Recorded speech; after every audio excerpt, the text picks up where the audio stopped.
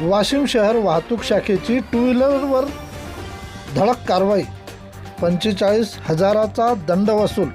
वाशिम जिल्हा शहर वाहतूक शाखेच्या वतीने नियमाचे उल्लंघन करणाऱ्या टू व्हीलर वाहनाविरुद्ध तपासणी करून कडक कारवाई करीत 45,000चा दंड वसूल करण्यात आला आहे। मिळालेल्या माहितीत यावेळी विना परवाना, लायसन्स सोबत नसणे, विना number plate, fancy number plate, no parking, triple seat, police आदेशाचे उल्लंघन, मोबाईलवर बोलत वाहन चालविणे, अतिरिक्त प्रवासी वाहतूक, काळी काय अशा वाहतुकीची शिस्त राखणे, अपघातांना प्रतिबंधक करणे, नागरिकांमध्ये वाहतूक नियमाची जनजागृती करणे या मोहिमेचा मुख्य उद्देश आहे।